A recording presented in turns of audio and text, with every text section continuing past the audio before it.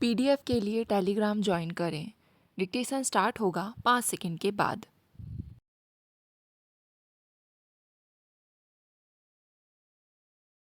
Speaker महोदय, चिकित्सा कॉलेजों का वर्तमान पाठ्यक्रम ब्रिटिश प्रणाली की देन है और इसमें व्यावहारिक शिक्षा पूरी तरह से नहीं मिल पाती।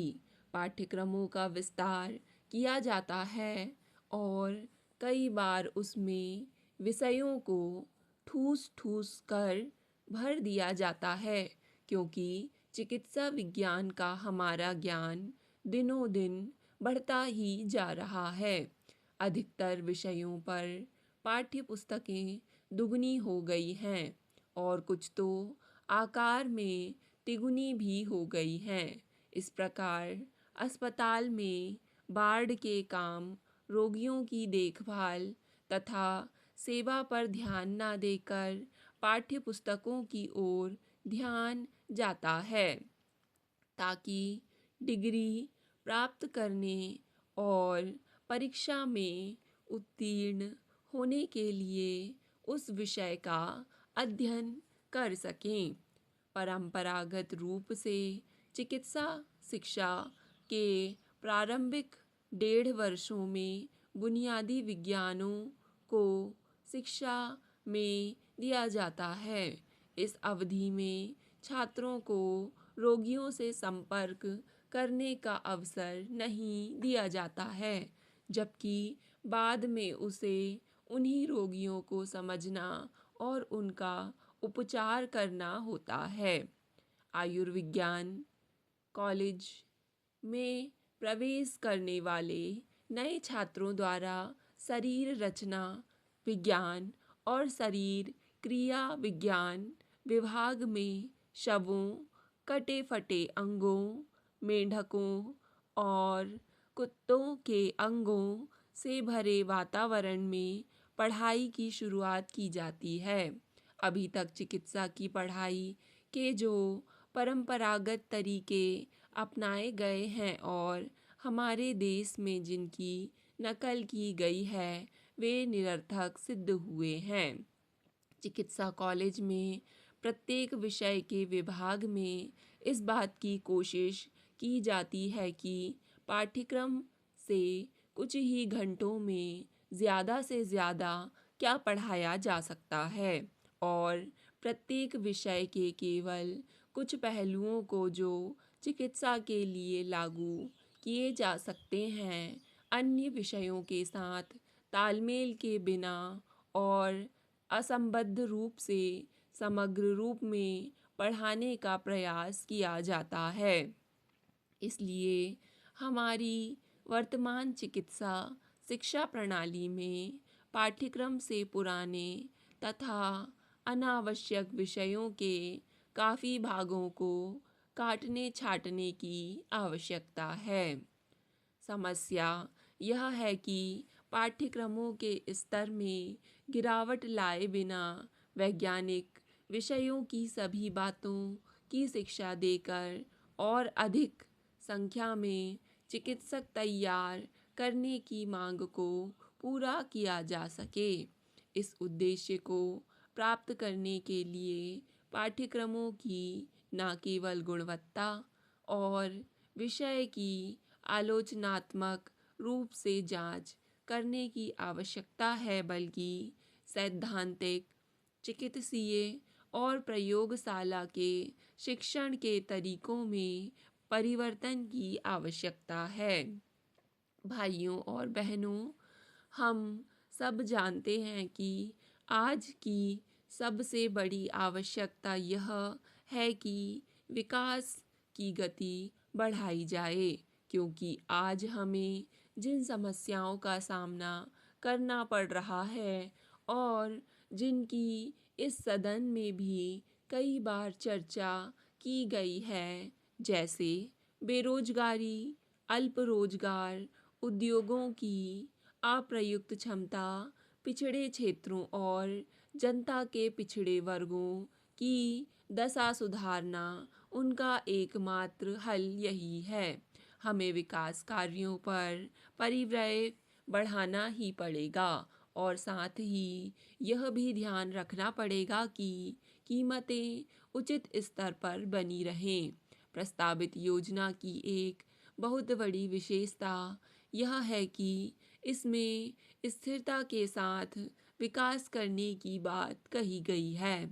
स्थिरता बनाए रखने के लिए तय किया गया है कि कृषि उत्पादन में 5% की वार्षिक वृद्धि की जाए और समीकरण भंडार या बफर स्टॉक बनाए जाएं। योजना में सभी जगह आत्मनिर्भरता पर बल दिया गया है।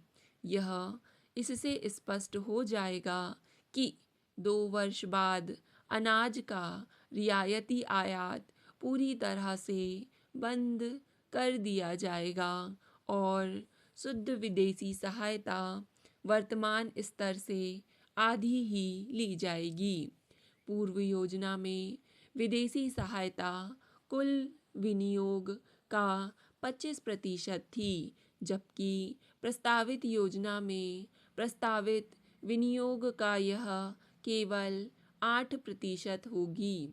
यह इससे भी परिलक्षित होता है कि हम परियोजनाओं के डिज़ाइन तैयार करने वाले और परामर्श देने वाले संगठनों का विकास देश में ही करने को विशेष महत्व दे रहे हैं।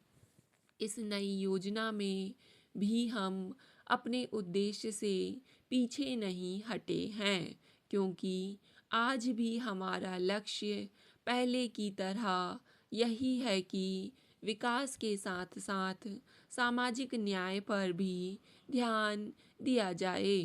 इसे तेजी से विकास करके ही पूरा किया जा सकता है, क्योंकि जब तक योजना में निर्धारित लक्ष्यों के हिसाब से विकास नहीं होगा, तब तक ना तो गरीबी दूर करने की दिशा में और ना ही सामाजिक न्याय की दिशा में आगे बढ़ा जा सकेगा। सामाजिक न्याय के लिए पहली आवश्यकता स्वभावतः यह है कि जनता के गरीब वर्गों में आवश्यक वस्तुओं की खपत बढ़े, और ऐसा तब ही हो सकता है जब अनाज, कपड़ा और अन्य आवश्यक वस्तुएं अधिक मात्रा में उपलब्ध हों। योजना में ऐसा ही करने का विचार है। शिक्षा, स्वास्थ्य और समाज सेवाओं पर होने वाले सरकारी खर्च में वृद्धि की गई है। महोदय, छात्र सामाजिक चेतना को कम महत्व देते हैं। इस प्रकार व्यक्तिगत इच्छाओं और सामाजिक लक्ष्यों के बीच एक संघर्ष पैदा होता है। यह संघर्ष चिकित्सक तैयार करने की वर्तमान आकांक्षा की सबसे प्रमुख बात व्यक्तिगत विचारों और सामुदायिक आकांक्षाओं के कारण है। इसके कारण अच्छे और समर्पित चिकित्सकों का अभाव होता है। इसके लिए हमारा चिकित्सा शिक्षक वर्ग भी जिम्मेदार है। इस समय 17 वर्ष की किशोर छात्र छात्राएं स्कूल से सीधे निकलकर मेडिकल कॉलेज के गलियारे में पहुंच जाते हैं और उनकी अभिरुचि की जांच किए बगैर ही उनका चयन कर लिया जाता है। चयन के वर्तमान तरीके दोषपूर्ण हैं, क्योंकि इसमें छात्र की स्कूली पढ़ाई लिखाई की योग्यता पर ज़्यादा बल दिया जाता है और उसके व्यक्तित्व की पूर्ण रूप से उपेक्षा कर दी जाती है, जो कि चिकित्सक की आजीविका अपनाने के मामले में प्रमुख कारक है। युवा छात्र पर्याप्त परिपक्व भी नहीं होता और उसे उन अतिरिक्त विषयों का अध्ययन करने के लिए अधिक समय भी नहीं मिल पाता, जिनकी चिकित्सा शिक्षा के लिए आवश्यकता है और जो चिकित्सक तथा रोगी के बीच उपेक्षित संबंध स्थापित करने के लिए आवश्यक है। स्टॉप। डिक्टेशन पसंद आए तो वीडियो को लाइक तथा चैनल को सब्सक्राइब ज़रूर करें।